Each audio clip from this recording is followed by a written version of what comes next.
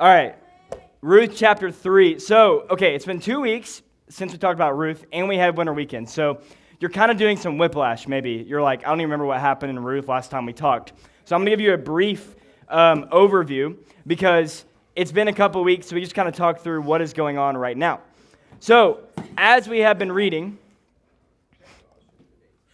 can't do anything. As we have been reading, Ruth, right? What happened to Ruth? Anyone know what happened? She went into a field, and it was like a family. Redeemer. Yep. Redeemer that owned the field and was like helping her get. Yeah. Do you remember his name? Boaz. Yep. Okay, what happened before Ruth went to the field to collect grain?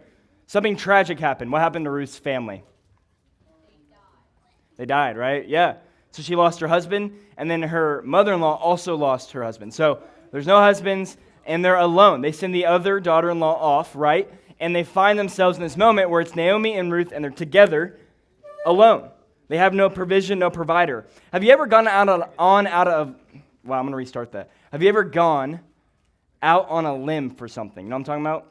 Have you ever taken a risk on a decision? I don't know if you've had this situation where it's like, a decision's coming up, and you can risk doing something that you know if it will pay off, it will be rewarding. But also, there's maybe some tension because if it doesn't pay off, it might go bad. Anyone know what I'm talking about? We kind of say you go out on a limb, right? I'm just gonna make this decision and see what happens. So, in my life, what I remember is when I was in 8th grade going into freshman year. If you're an 8th grader, who's an 8th grader? You have 8th graders? Cool. So I was going into freshman year, so something you're about to do, and not too long actually, and I was in band, football, basketball, and baseball. And one of the things that they told me when I went to high school was, hey, you can't do both. Like, you got to kind of pick one thing. Yes. I played saxophone, baritone saxophone, so the big one. Big one. All right. But yeah, so I was in band, but I was also in football. And they told me, hey, you got to pick one. You can't be in marching band and do football. And I was like, oh, you're right. But I was good at band. I enjoyed it. I enjoyed playing. I was in symphonic. I liked doing that kind of thing. So I really had a decision to make, and I was nervous about it. So I thought through it, and I thought, well, really, what do I like deep down? And I thought through some of the risk. Most of my closer friends at the time were in band.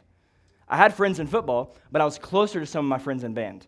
So I was making a decision kind of based on, well, what am I passionate about? And I decided I'm more passionate about football than I am band. So I went out on a limb and I quit band knowing, man, if this doesn't pay off, I may regret that decision, right? I'm going to get behind. I'm not going to be practicing anymore. People are going to get way better than me. And I might not even make it back to band. So I went out, I risked it. I took a risk and it ended up actually paying off quite a bit. I ended up loving my 4 years of football. We won state. It was a really cool thing. But I did kind of take a risk there. Now, I'm not saying either or is better. I'm not saying band is better. I'm not saying football is better. What I'm saying is sometimes in your life, you're going to have these moments where a decision is going to happen. And that decision, as you're weighing out the cost of what it means, it may have some risk to it. You may think, oh, this could either go really, really well or poorly. And tonight, we're going to see a similar situation with Ruth in this chapter. The story of Ruth kind of comes to a culminating point, and this is a turning point in this story for Ruth. And we're going to see this decision that she is going to make alongside Naomi, her mother-in-law, where they're going to go out on a limb a little bit and risk something. They're going to risk rejection. But before we do that, we're going to talk about our main idea. Tonight, we're going to see this main idea that faith sometimes involves risk, but those risks are worth it when it comes to following Jesus. Faith sometimes involves taking a risk, right? And I'm going to talk a little bit more about what do I mean by risk. It's not just a game, right? These are real life things. But following Jesus is worth it. Now, what do I mean by risk? You may be thinking a different couple of things, but the risk that I'm talking about may seem like this: laying down your preferences for Jesus' preferences. There's risk in that, right?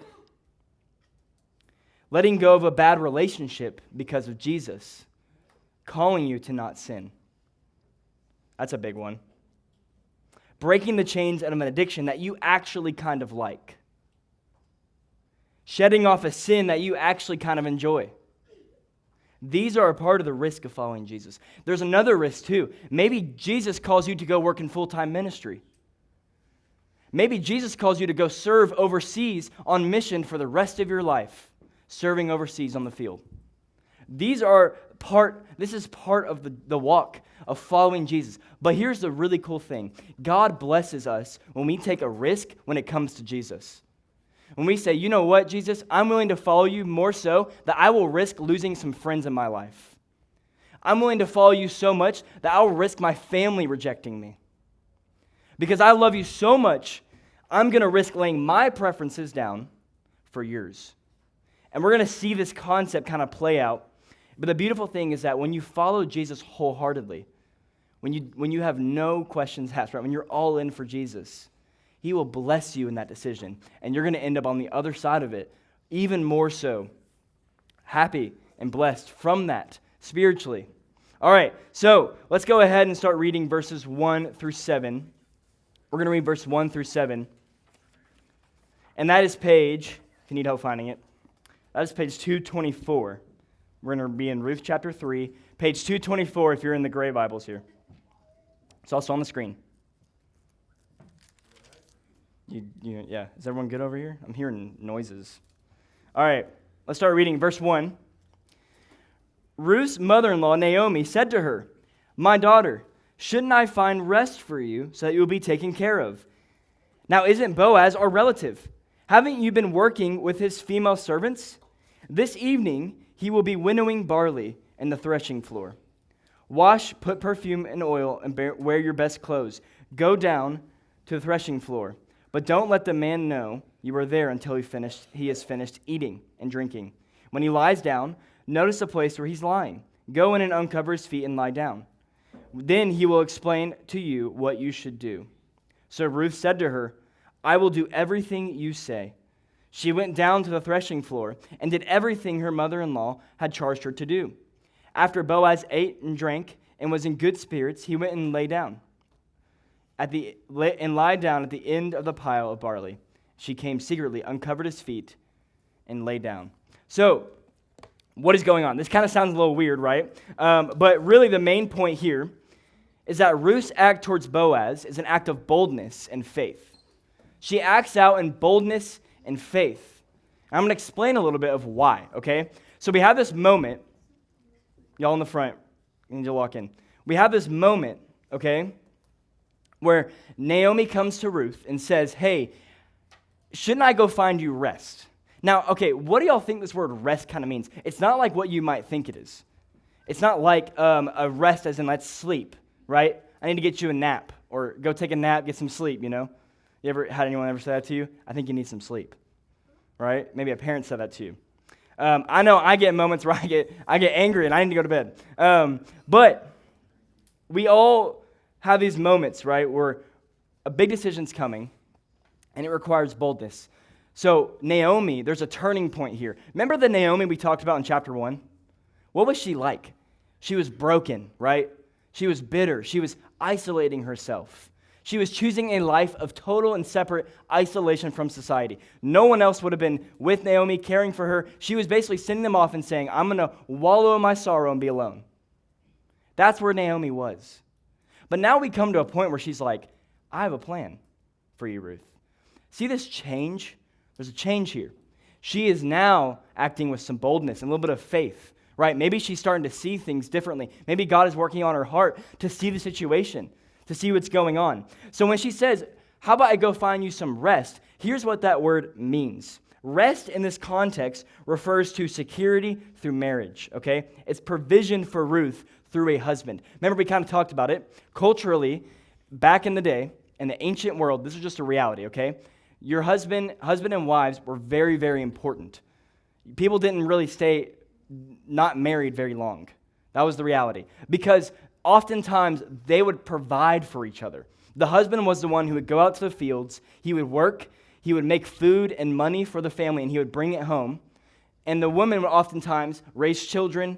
This was just the roles they played in society, okay? Remember, this is thousands and thousands of years ago. Thousands of years ago. So, you got to wrap your mind around a different time, okay? Rest in this moment refers to marriage. That is exactly what Naomi is saying. She is saying, shouldn't I send you out to go find provision, to go find this rest that you need? You need someone in your life to provide for you. She's alone. So what's the plan? She sends Ruth. She says, okay, Ruth, go out to the threshing floor and do this weird thing about uncovering his feet while he's sleeping. Now, isn't that a little odd? Like, let's be honest, if you did that, you would probably get punched, right? Or maybe even worse. I don't know. If today you did that and you went to someone's house and uncovered their feet while they're sleeping, they probably would hurt you. But to take it into context, remember, the Bible is an ancient book, okay? It's an ancient book. So we got to go back into the Bible's context. This was actually not an uncommon practice at the time, okay?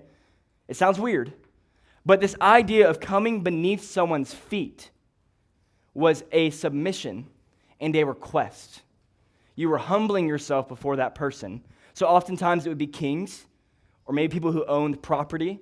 People would come and fall before them and ask them for something.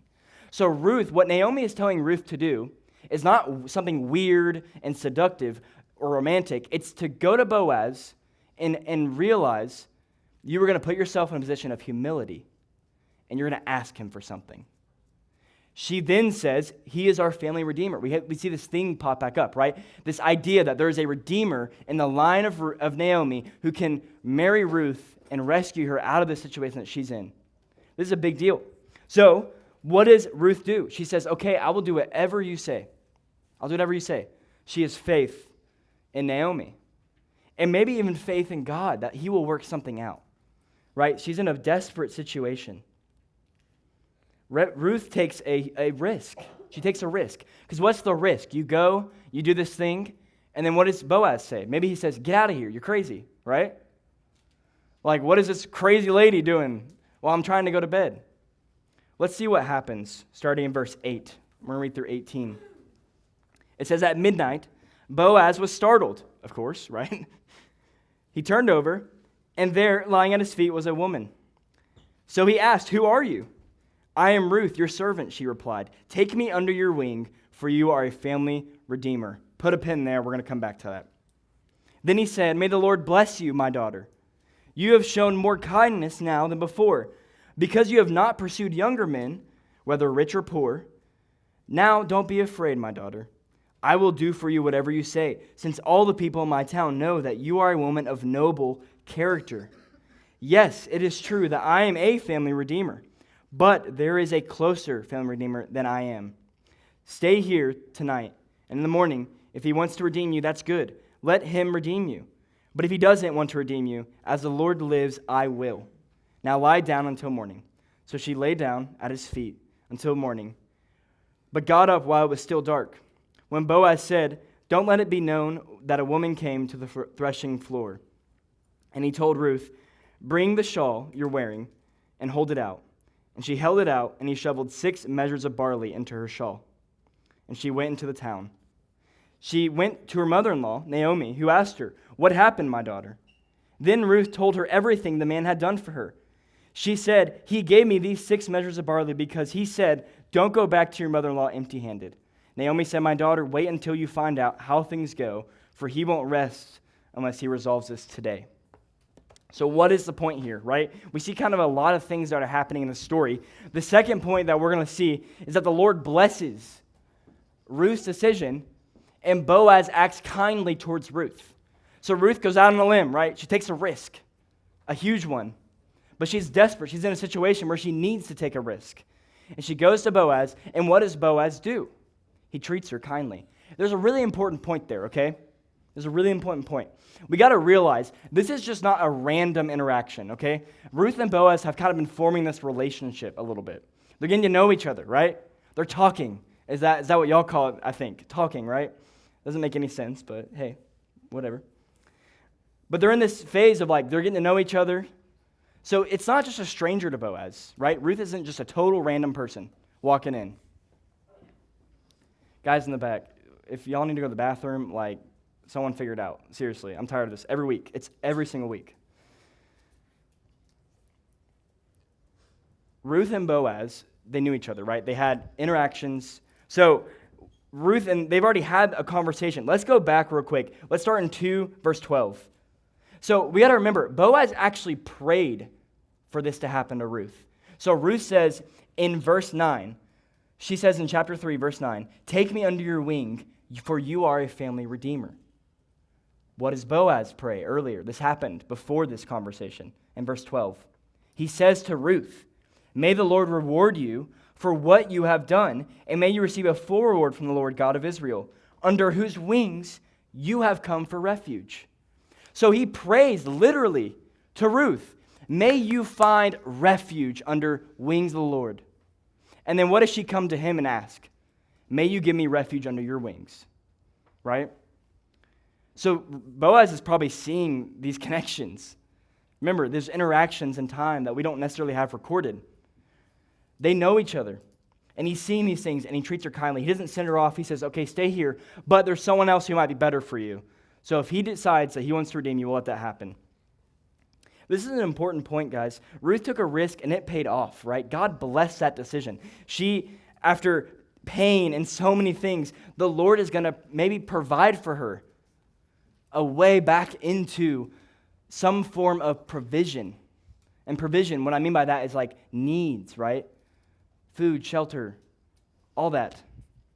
A society that is formed by marriage. It would have been very, very difficult to be on your own. Y'all, the same can be true for us if we are willing to take a risk with God. And I don't mean something that's unwise, okay? Let me preface that. But I'm talking about a risk of faith. Maybe it's going out on a limb and it's sharing the gospel with someone you've been trying to figure out how to share the gospel with. Maybe you got a friend, maybe it's your parent. Your parent doesn't believe in Jesus, and you know there's a risk to sharing the gospel with them. But maybe you need to do it. Maybe this is a call tonight for you to say, "Okay, all right, Lord, I'm going to stop running away from what you want me to do, and I'm going to take a risk. But I'm asking you to help me." There is a lot of amazing things that happen spiritually when you go through some of these things with the Lord by your side, right? Maybe the risk is for you. Maybe it's going all in with Jesus. Our conclusion tonight is are you ready to go all in with Jesus? There may be risk, but Jesus is worth it. He's worth it, y'all. So worth it.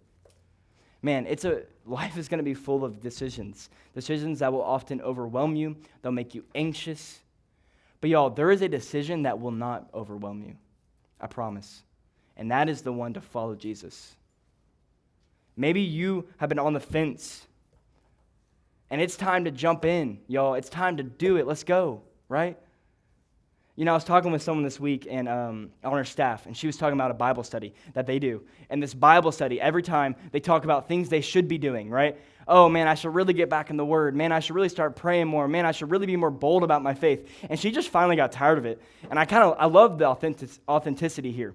She literally said in Bible study, "We always say what we're going to do, but we never do it. Why don't we just do it?" Amen, right? Man, why don't we be people who let our yes be our yes and our no be our no?